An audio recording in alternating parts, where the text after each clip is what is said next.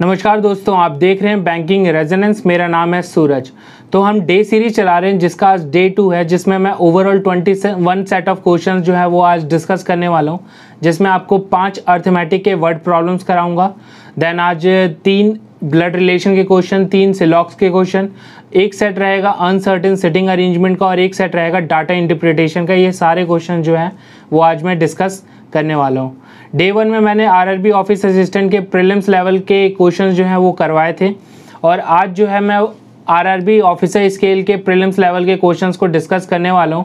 तो आप मान के चलिए कि आज के जो सेट ऑफ क्वेश्चंस रहेंगे वो मेरे प्रीवियस वीडियो के क्वेश्चन से थोड़ा उनका लेवल अप ही रहेगा। देखिए, ये कोर्स आपको बहुत ही ज़्यादा बेनिफिट देने वाला है आपके एग्जामिनेशन में, इसलिए मैं आपसे यही रिक्वेस्ट करूँगा कि आप इन कोर्सेज़ के जितने भी वीडियोज़ आ रहे हैं उनको आप लास्ट तक देखें, क्योंकि मैं अपने किसी भी अपकमिंग वीडियोस के टॉपिक्स आपको पहले ही रिवील नहीं करता।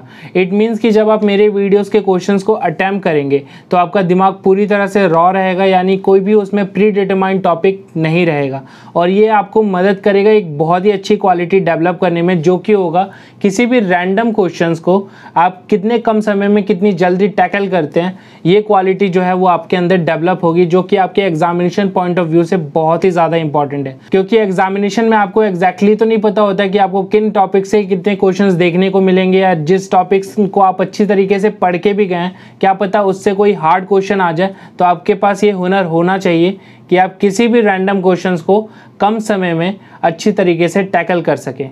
और ये मैं आपको अपने पर्सनल एक्सपीरियंस से बता रहा हूँ, क्योंकि जब मैं अपने प्रिपरेशन फेज़ में था तो मैंने भी बुक से टॉपिक वाइज प्रिपरेशन किया था, बट वो मुझे उतना बेनिफिट नहीं दिया था जितना मुझे बेनिफिट मिला था जब मैं यूट्यूब, इंटरनेट या अपने टेस्ट सीरीज़ या किसी मेरे फ्रेंड ने मुझे रैंडमली क्वेश्चंस दिया और उनको सॉल्व करके मिला हो।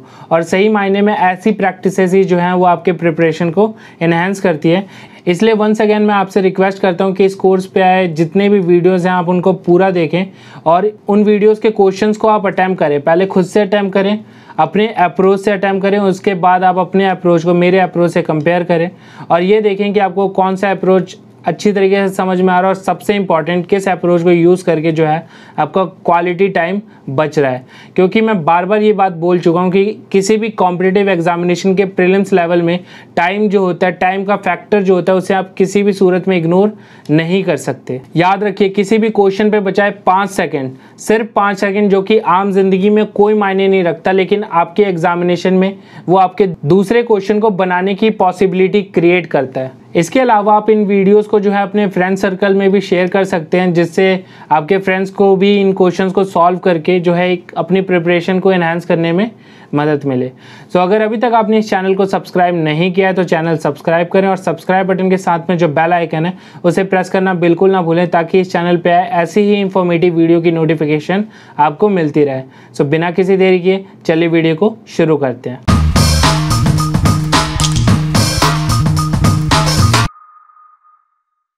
तो ये है डे 2 का वीडियो, जिसमें हम डिस्कस करने वाले 1 set of uncertain sitting arrangement, 5 arithmetic word problems, 3 questions आपके रहेंगे ब्लड रिलेशन के, 3 क्वेश्चंस आपको देखने मिलेंगे सिलॉक्स के, और एक सेट रहेगा आपका डाटा इंटरप्रिटेशन का। तो चलिए वीडियो शुरू करते हैं। वेल, ये रहा पहला क्वेश्चन। आप पहले इस क्वेश्चन को खुद अटेम्प्ट करें।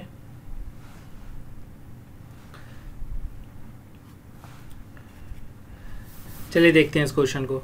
देखिए, क्वेश्चन कह रहा है क्विज कंपटीशन में 35% जो पार्टिसिपेंट्स हैं वो स्कूल ए से हैं, 24% पार्टिसिपेंट्स स्कूल बी से, और जो बचे हुए पार्टिसिपेंट हैं वो स्कूल सी से हैं, जिसका नंबर हमें दिया हुआ है 533। तो हमसे क्वेश्चन पूछा what is the difference between number of participants from school A and B. तो बहुत सिंपल सा क्वेश्चन है। सबसे पहले तो सी स्कूल के कितने पार्टिसिपेंट्स हैं, 35 + 24 यानी कि 59 यानी 100 - 59 यानी कि 41%, और ये आपको किसके बराबर दिया हुआ है, सॉरी 533, यानी 1% की वैल्यू कितनी होगी, 533/41। सो इसको यहाँ पे कैंसिल आउट करेंगे 1 पे, यानी ये 1, 2 और 3, तो 3 टाइम्स जाएगा। सो 1% की वैल्यू आपकी आ गई 13। अब पूछ रहा है आपसे what is the difference between participants from school A and B. तो यहाँ पर स्कूल ए में 35% है और स्कूल बी में 24% है, तो दोनों का डिफरेंस कितना हो गया, 11% का। सो अगर 1% 13 के बराबर है तो 11%, यानी कि 11 × 13 which is nothing but 143। That is option number A. So ये सेकंड क्वेश्चन, वीडियो पॉज करें और इस क्वेश्चन को भी बनाए। चलिए देखते हैं क्वेश्चन को। क्वेश्चन कह रहा है A and C together can complete a work in 12 days. B alone can complete the whole work in 24 days, and B and C together can complete 75% of the work in 10 days. Then A alone can complete the whole work in how many days? So question देखिए यहाँ पर 75% का मतलब क्या होता है, 3/4।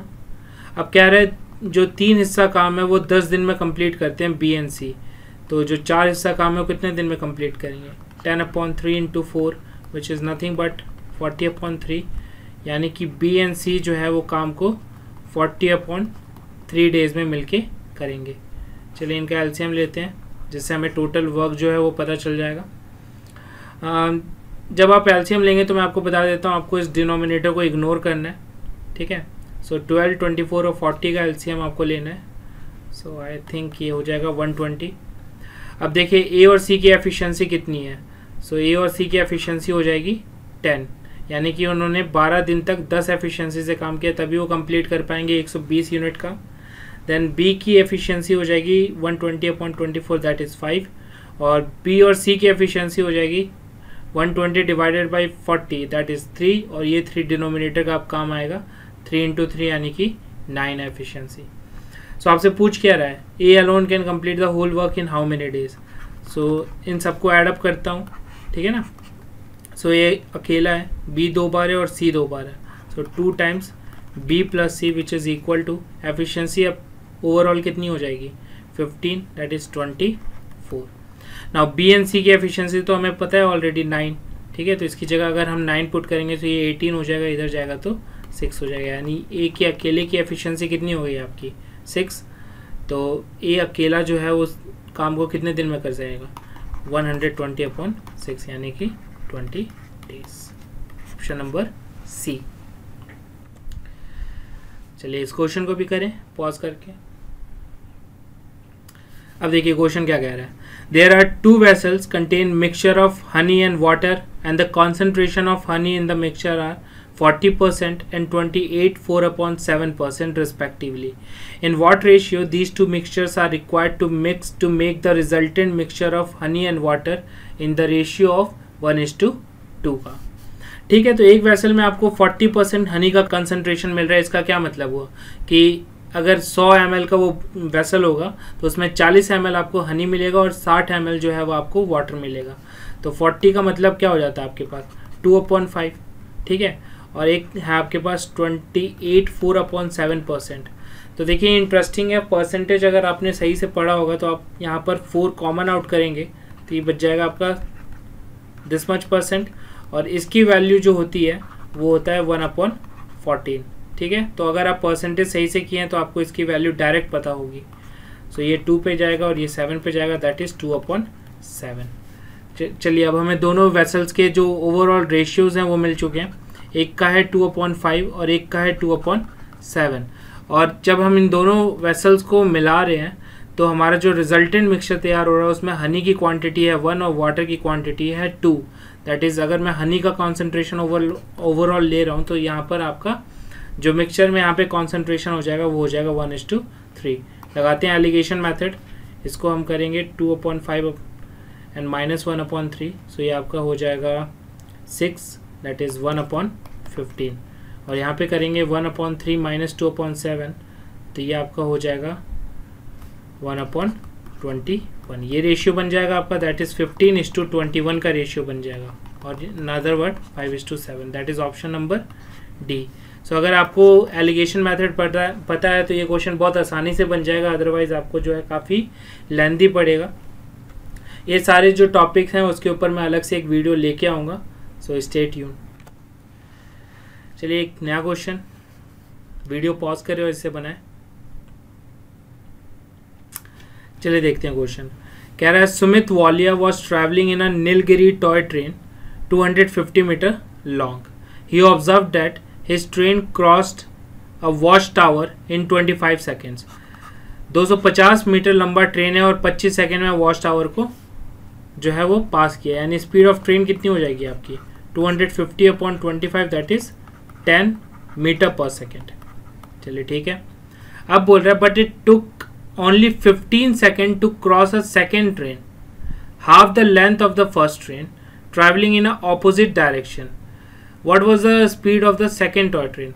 तो अगर कोई ट्रेन, जब दो ट्रेनें ऑपोजिट डायरेक्शन में ट्रैवल करती हैं तो आपको पता होगा रिलेटिव स्पीड जो होता है वो एडअप हो जाता है, और दो ट्रेनें अगर सेम डायरेक्शन में ट्रैवल करती हैं जो रिलेटिव स्पीड होता है वो माइनस होता है। बट यहाँ पर जो है क्वेश्चन कह रहा है ऑपोजिट डायरेक्शन, तो यहाँ पर जो रिलेटिव स्पीड रहेगी वो एडअप हो जाएगी। ट्रेन ए की स्पीड हमें पता है, ट्रेन बी की स्पीड हमें नहीं पता, मान लेते हैं x है।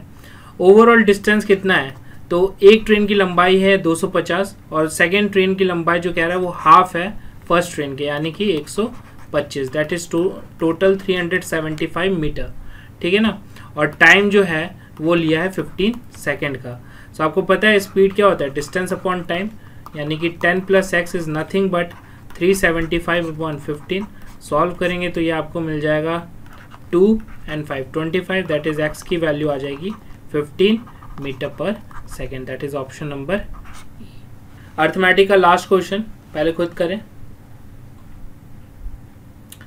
चलिए क्वेश्चन कह रहा है A and B started a business such that A invested an amount which is 5/9 of the amount invested by B. ठीक है। What will be the share of profit received by B out of a total profit of ₹49,000 at the end of 20 month. यानी कि देखिए time जो है वो बिल्कुल दोनों के लिए बराबर है। सो अब हमें बात करनी है सिर्फ रेशियो पे।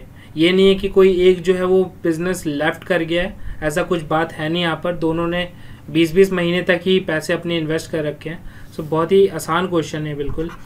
ए और बी का रेशियो देखिए क्या कह रहा है, ए जो है उसने इन्वेस्ट किया है amount which is 5/9 of the amount invested by B. अगर बी 9 अमाउंट सपोज 9 रुपीज़ जो है वो इन्वेस्ट करता है तो ए जो है वो 5 रुपीज़ इन्वेस्ट करेगा। आपने निकालना क्या है, प्रॉफिट रिसीव्ड बाय बी। तो बहुत सिंपल सा चीज़ है। ओवरऑल प्रॉफिट कितना होना चाहिए, 14 होना चाहिए, दोनों का एडअप हो जाएगा। 4900 जो है वो ओवरऑल प्रॉफिट हुआ है। देखिए आप ऐसे भी कर सकते हैं, 14 ओवरऑल प्रॉफिट होना चाहिए बट ये जो है वो 4900 की इक्विवेलेंट है। तो आप इसे काटिए, 2 पे जाएगा 7 से, और ये जाएगा आपका 700 पे, और ये जाएगा फिर 350 पे। ठीक है, इसको आपको करने की ज़रूरत नहीं है।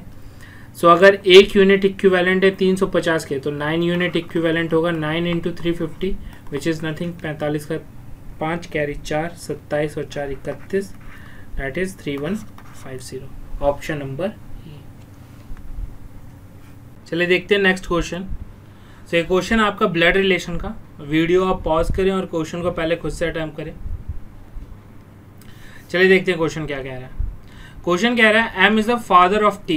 एम जो है वो पिता है टी का, and G is the only child of B. और बी का इकलौता बच्चा कौन है आपका, G. And B is a male, और बी जो है वो मेल है। And does not have a brother, और बी का कोई भाई नहीं है। ठीक है। फिर कह रहा है आपसे the daughter in law of V is a sister in law of T and T is not married. तो अगर टी मैरिड नहीं है और उसकी सिस्टर इन लॉ है, इट मीन्स कि टी का कोई भाई होगा, है ना, और उसकी कोई वाइफ होगी। सो यहाँ पे टी का सिस्टर इन लॉ हो गया। एंड देन उसके बाद बोल रहा है कि ये जो है वो डॉटर इन लॉ है किसकी, वी की। वी की डॉटर इन लॉ है, यानी कि वो एम की वाइफ होगी। यहाँ तक क्लियर है। अब अगर मैं दोनों को रिलेट करूँ तो यहाँ पर क्या आएगा आपका, बी आ जाएगा, और बी का जो बच्चा है वो कौन है, जी है, और बी का कोई भाई नहीं है, यानी कि टी कौन होगा, फीमेल होगी। देन आपसे दूसरा बोल रहा है last statement, V has a grandson. V का एक ग्रैंडसन है, यानी कि जी जो है वो मेल होगा, क्योंकि बी का इकलौता बेटा है जी, बच्चा है जी, है ना। अब चलिए क्वेश्चंस को देख लेते हैं। पहला क्वेश्चन आपसे कह रहा है how is G related to T. G जो है वो टी का क्या लगेगा, तो जी टी का क्या लगेगा, भतीजा। तो आपका ऑप्शन हो जाएगा option number B, nephew. Then second question आपका कह रहा है B related to M. B किस तरीके से रिलेटेड है एम से, बी किस तरीके से रिलेटेड है एम से, तो बी जो है वो बेटा है एम का। सो आपका ऑप्शन हो जाएगा इसमें बी, सन। फिर क्वेश्चन कह रहा है if A is the mother of G. अगर ए जो है वो जी की माँ है, तो अगर ए जो है वो जी की माँ है, then how is she related to T. So वो टी से किस तरीके से संबंधित है। सो वेल तो ये आपको क्वेश्चन में ही दे दिया था कि टी से किस तरीके से संबंधित है, भाभी लगेगी यानी कि sister in law. So sister in law आपका ऑप्शन नंबर आ जाएगा ई। सो आई होप आपको ये ब्लड रिलेशन का क्वेश्चन समझ में आया होगा। चलिए देखते हैं नेक्स्ट क्वेश्चन। सो आपका सिलॉक का क्वेश्चन है। क्वेश्चन आपको इंग्लिश और हिंदी दोनों ही लैंग्वेज में अवेलेबल है। वीडियो पॉज करें और पहले क्वेश्चन को खुद से अटेम्प्ट करें। चलिए देखते हैं क्वेश्चन क्या कह रहा है। क्वेश्चन कह रहा है only a few states are union, सिर्फ कुछ स्टेट्स जो हैं वो यूनियन है, ठीक है। And all unions are guild, और सारे ही यूनियन क्या है आपके गिल्ड्स हैं। तो ये आपका वेन डायग्राम हो गया।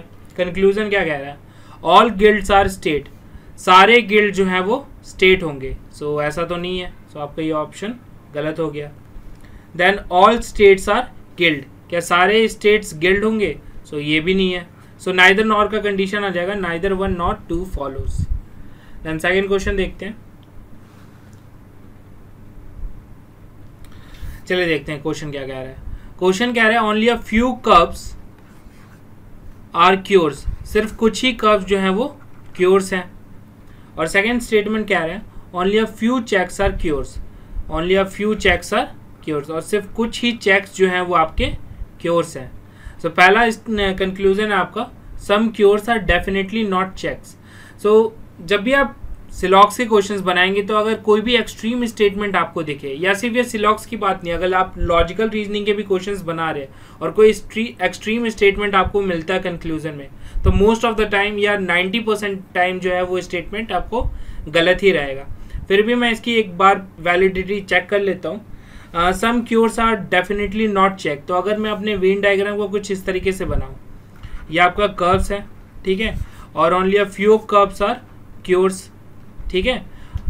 और अगर ऑल क्योर्स अगर चेक हो जाए तो क्या ये कंडीशन सही नहीं है, only a few checks are cures, तो सिर्फ कुछ ही चेक्स जो हैं वो क्योर्स हैं।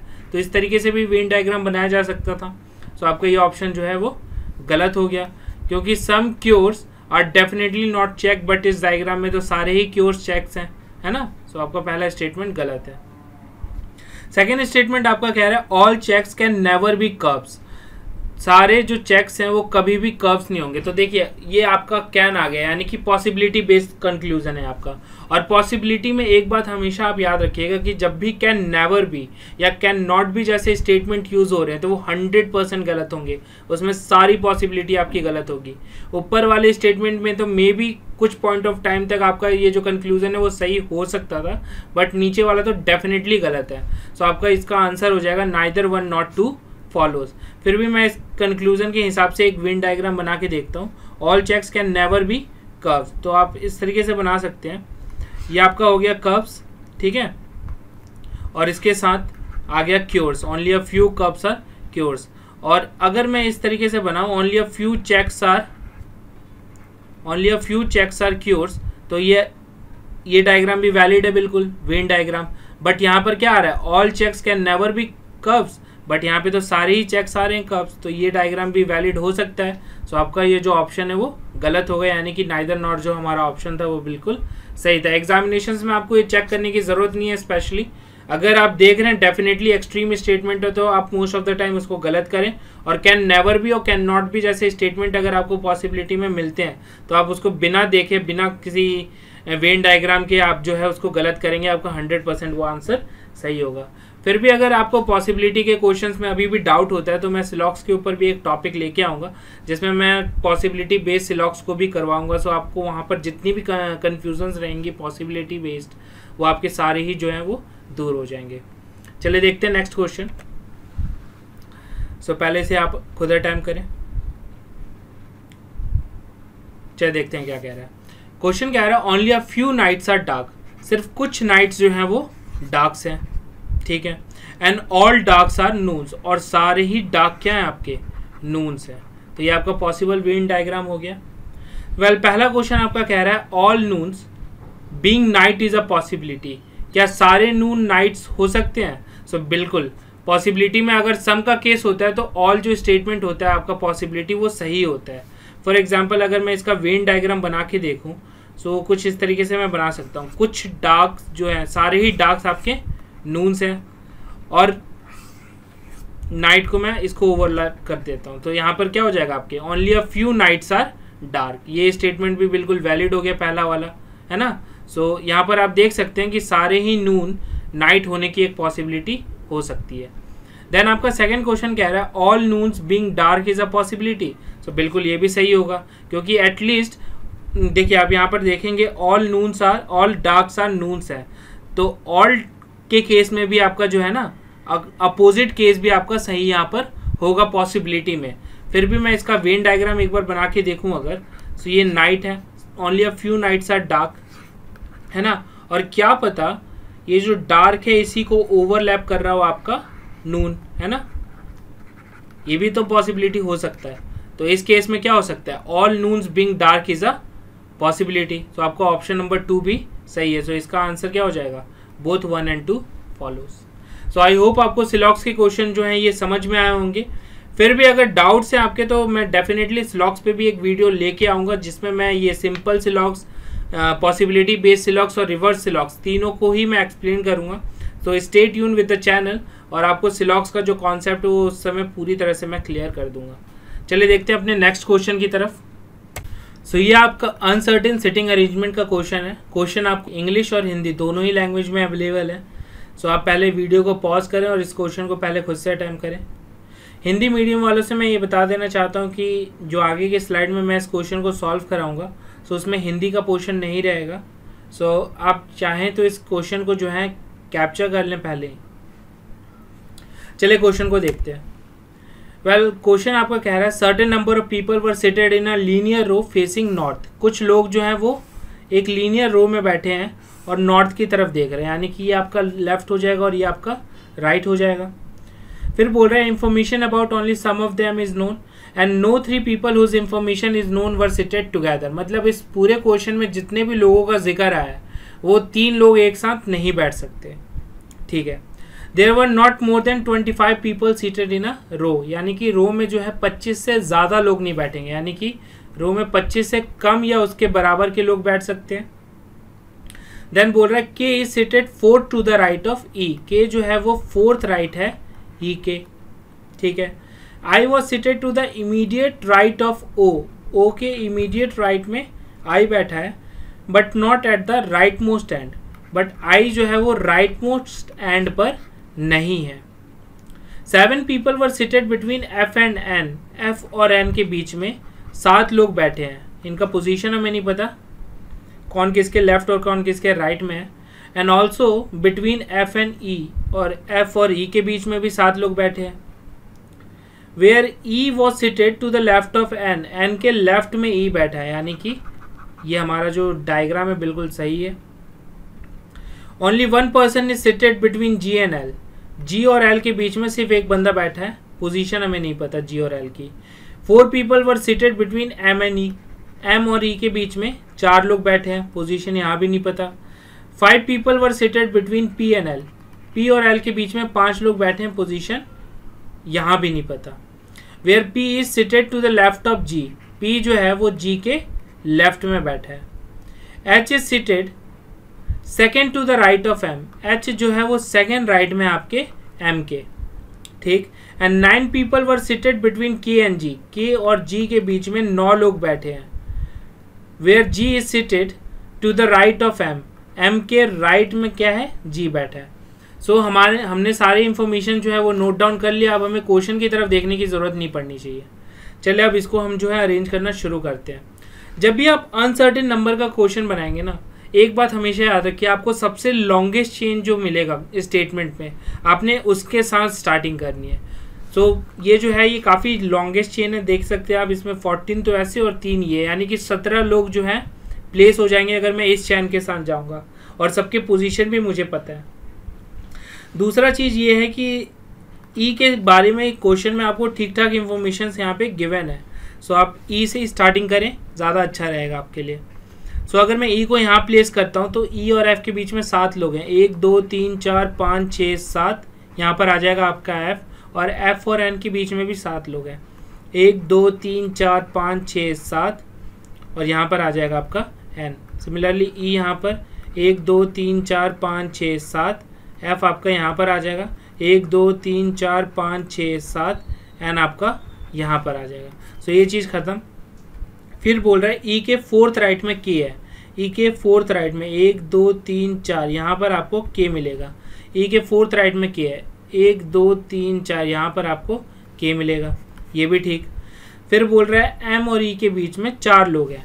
सो एम और ई के बीच में 4 लोग हैं, यानी 1 2 3 4 यहाँ पर आपका एम प्लेस होगा। उसी तरीके से 1 2 3 4 यहाँ पर आपका एम प्लेस हो जाएगा। सो ये कंडीशन भी ख़त्म, ठीक है। फिर आप देखिए एम के सेकेंड राइट में एच है, एम के सेकेंड राइट में एच है, एम के सेकेंड राइट में आपका एच है, तो ये स्टेटमेंट भी ख़त्म। फिर दूसरी सबसे लॉन्गेस्ट चेन आ रही है आपकी के और जे। के और जी के बीच में 9 लोग बैठे हैं और बोल रहा है एम के राइट में है जी, यानी कि एम के राइट में यानी इधर साइड जी होगा। तो के और जी के बीच में 9 लोग हैं, प्लेस करते हैं 1 2 3 4 5 6 7 8 9, यहाँ पर आ जाएगा आपका जी। एम के राइट में और के और जी के बीच में 9 लोग हैं। सो 1 2 3 4 5 6 7 8 9 यहाँ पर आ जाएगा आपका जी। सो ये कंडीशन ख़त्म, ये कंडीशन ख़त्म। फिर बोल रहा है आपको जी और एल के बीच में एक बंदा बैठा है, तो जी और एल के बीच में एल इधर नहीं आ सकता, तो जी और एल के बीच में एक बंदा बैठा है। फिर उसी तरीके से एल इधर नहीं आ सकता, तो जी और एल के बीच में एक बंदा बैठा है, ठीक है। ये कंडीशन भी ख़त्म होगी आपकी। फिर बोल रहा है पी और एल के बीच में 5 लोग बैठे हैं और जी के लेफ्ट में है पी, जी के लेफ्ट में पड़ेगा पी, जी के लेफ्ट में पड़ेगा पी। तो 5 लोग को पहले फिट करते हैं इन्हें, 1 2 3 4 और यहाँ पर आ जाएगा 5, यानी कि ये पॉसिबिलिटी हो गई आपकी गलत। यहाँ पर है 1 2 3 4 5, सो यहाँ पर आ जाएगा आपका P। सो P भी ख़त्म, ये स्टेटमेंट भी ख़त्म। अब एक बार देख लेते हैं कितने बंदे जो है वो बैठ चुके हैं। 1 2 3 4 5 6 7 8 9 10 11 12 13 14 15 16 17 18 19 20 21 22, यानी मैक्सिमम 3 लोगों को हम और बैठा सकते हैं। और हमारे पास लास्ट इंफॉर्मेशन क्या है, ओ और आई को बैठाना है हमें। ओ और आई को यहाँ नहीं बैठा सकते हैं। अगर मैं ओ और आई यहाँ बैठा दूंगा तो ये हमारी ये इंफॉर्मेशन गलत हो जाएगी, क्योंकि कहा गया था जितने भी लोग आपको ऑलरेडी दिया हुआ है जिनके बारे में इंफॉर्मेशन, आप उनको एक साथ नहीं बैठा सकते 3 लोगों को। सो ओ आई यहाँ नहीं होगा, फिर यहाँ भी नहीं होगा, यहाँ भी सेटल नहीं हो सकता, यहाँ भी नहीं हो सकता, यहाँ भी पॉसिबल नहीं है। सो फाइनली आपको ओ और आई को बैठाना होगा। अगर मैं यहाँ पर एम के साथ एक बार दे दूँ और उसके बाद ओ और आई को यहाँ पे फिट करूँ, सो हमारी जितनी भी कंडीशंस हैं वो सारी जो हैं वो सेटिस्फाई हो चुकी है, ठीक है। अब चलिए देखते हैं क्वेश्चन की तरफ। आई होप आपको ये अनसर्टेन सिटिंग अरेंजमेंट जो है वो समझ में आया होगा और ये अप्रोच आपको समझ में आई होगी।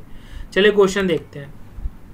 वेल, पहला क्वेश्चन कह रहा है how many people were seated in the row. So 22 already बैठा चुके थे, ओ आई को बैठाने के लिए हमें 3 और लोगों को प्लेस करना पड़ा, यानी टोटल 25 लोग हमारे बैठे हुए हैं रो में। दूसरा बोल रहा है how many people are seated between I and K. I और के के बीच में कितने लोग बैठे हैं। ये आपका आई है 1 2 3 4 5 6 7 8 9 10। आई और के बीच में 10 लोग हैं। सो आई और के बीच में 10 लोग, यानी कि ऑप्शन नंबर बी हो जाएगा आपका। देन आपको थर्ड पूछ रहा है how many people were seated to the right of F. F के राइट में कितने लोग बैठे हुए हैं। एफ के राइट में, यानी 1 2 3 4 5 6 7 8। एफ के राइट में आपको 8 लोग बैठे हैं, यानी कि option number A. Next question कह रहे हैं number of people seated between O and H is same as a number of people seated between. O और एच के बीच में कितने लोग बैठे हैं। 1 2 3 4। ओ और एच के बीच में 4 लोग बैठे हैं। आई के साथ 1 2 3 4 5 6 हो जाएगा इधर। एम के साथ 1 2 3 4, ठीक है। एम और ई के बीच में भी 4 लोग बैठे हैं, यानी कि आपका ऑप्शन नंबर ई हो जाएगा। दोनों के बीच में ओ और एच और एम और ई दोनों के बीच में जो है वो 4 लोग बैठे हुए हैं। फिर लास्ट क्वेश्चन कह रहा है आपका which of the following pair is odd from the rest. So पहला ऑप्शन है के पी। देख लेते हैं एक बार, के और पी राइट में बैठा और एक बंदा बैठा हुआ है, ठीक है। एम और एच, एम और एच राइट में बैठा और एक बंदा बैठा हुआ है, ये भी ठीक। Then N and G, N and G left में बैठा है बट डिफरेंस अभी भी एक बंदे का ही है, नेक्स्ट देखते हैं L and F, L F, ये आपका एल और ये आपका एफ, 3 लोग बैठे हैं बीच में। चलिए थोड़ा सा अलग हो सकता है। P and F last option भी चेक कर लेते हैं, पी और एफ के बीच में भी एक लोग, यानी कि आपका ऑप्शन नंबर डी जो है वो ऑड है, एल एंड एफ। सो देखते हैं अब नेक्स्ट क्वेश्चन की तरफ।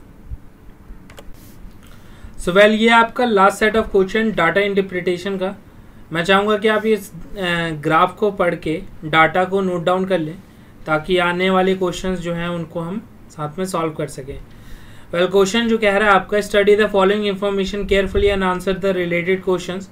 Following line graph represent the data regarding number of order receive by 5 restaurants in 2 different apps on Monday. So ये आपके इधर आ जाएंगे रेस्टोरेंट्स, ये आ जाएगा आपका एक जोमेटो और एक आ जाएगा आपका स्विगी। रेस्टोरेंट्स आपका दिया हुआ है ए, बी, सी, डी और ई, डाटा में गिवन है आपके रेस्टोरेंट्स, ठीक है। चलिए देख लेते हैं। ए गैप है आपका 5 का और यानी कि पर लाइन जो है रिप्रेजेंट कर रहा है आपको 1 यूनिट का, ठीक है। जोमेटो में देख लेते हैं ऑर्डर ए रेस्टोरेंट में आपका 35 ऑर्डर्स हैं, देन बी में 39, बी में 39 ऑर्डर्स हैं आपके, देन सी में 45 ऑर्डर्स हैं, देन 48 ऑर्डर्स हैं आपके डी रेस्टोरेंट में, एंड फाइनली ई में आपके 24 ऑर्डर्स हैं। स्विगी में देख लेते हैं एक बार। स्विगी में स्टार्टिंग है 24 से, ठीक है। 24 हो गया, इधर आपका 36 हो गया, देन वापस से आपका 21 हो गया, ठीक है, देन 33 एंड एट लास्ट 54। यहीं पे इसे ऐड अप भी कर लेता हूँ मैं।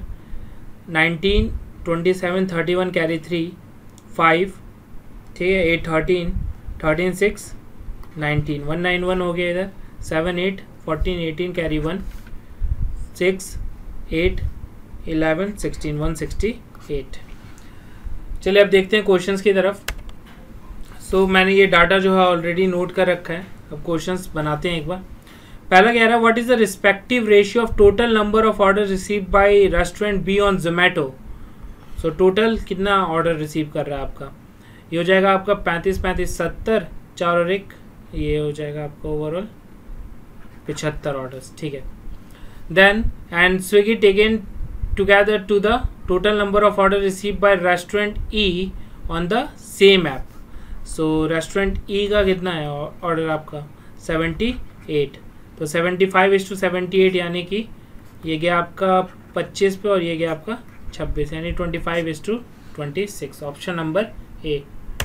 B number of order receive by restaurant A and B together on Zomato, A and B together on Zomato, ये आ जाएगा आपका 74। और approximately what percent of number of order receive by them on Swiggy. तो ये overall हो जाएगा आपका 60 × 100, 5 पे 3 पे, समथिंग अबाउट 25 कटेगा, यानी 125% के अराउंड, ठीक है। नियरेस्ट ऑप्शन क्या है आपका 123, यानी ऑप्शन नंबर ई हो जाएगा, है ना। नेक्स्ट कह रहा है आपका what is the average of total number of orders receive bye all given restaurants taken together on Swiggy. So Swiggy का टोटल है कितना 165 डिवाइडेड अपॉन 5 हो जाएगा आपका, यानी कि 3, देन 3.6, 33.6 जो है आपका एवरेज हो जाएगा। देन 4th क्वेश्चन है आपका on Monday if the average of order receive by restaurant D and F taken together is 78। मतलब मंडे को अगर डी और एफ रेस्टोरेंट ने एक साथ जो ऑर्डर लिया है, डी प्लस एफ हो जाएगा आपका, वो है 78, यानी कि 78 × 2 हो जाएगा 156। और डी अकेले कितना ऑर्डर ले रहा है मंडे को, डी ले रहा है 81 ऑर्डर्स, यानी कि एफ कितना ऑर्डर रिसीव कर रहा है 5, एंड यहाँ पर हो जाएगा आपका 75 ऑर्डर्स जो है वो एफ रिसीव कर रहा है। देन क्वेश्चन कह रहा है and 16 orders receive by restaurant F on Zomato, तो जोमेटो में 16, then how many orders receive by restaurant F on Swiggy, तो 16 माइनस कर दीजिए, इसमें आपका आंसर आ जाएगा, ये आ जाएगा 6, 5, 59 ऑर्डर्स, यानी option number B. Last question on Tuesday if order receive by restaurant A on Zomato, पहले तो 20% की बात कर लेता हूँ, तो 20% होता है 1/5। चलिए अब देखते हैं। कह रहा है order receive by restaurant A on Zomato are 20% more than the previous day order. So restaurant A ने मंडे को कितना ऑर्डर रिसीव किया है? 35। अगर मैं इसको 5 के इक्विवेलेंट समझूँ, यानी 1 का वैल्यू 7 आ जाएगा, और 20% मोर यानी कि 6 × 7 that is 42। An order receive by restaurant C on Zomato are 20% less than the previous day. So Monday को अगर मैं इसको भी 5 के इक्विवेलेंट मानूँ रेस्टोरेंट सी का, सो 1 की वैल्यू आ जाएगी 9 और 40% लेस बोल रहा है, यानी 9 × 4 करना पड़ेगा, दैट इज 36। तो पूछ रहे then how many order receive by restaurant A and C together on Zomato. So A और सी ने कितने ऑर्डर रिसीव किए? 8 और 7 78, that is option number C. So ये था एंड इस सेशन का। आई होप आपको ये सेशन पसंद आया होगा। अगर आपको ये सेशन पसंद आया तो वीडियो को लाइक करें और शेयर करें, और मेरी इस टीचिंग मेथड के बारे में भी आप कमेंट सेक्शन में बता सकते हैं कि आपको जो मेरा पहले वाला टीचिंग मेथड था वो सही था या फिर ये सही है। सो मिलते हैं आपसे अपने नेक्स्ट वीडियो में। तब तक के लिए आप अपना और अपने परिवार का अच्छे से ख्याल रखें। Have a good day and God bless you all.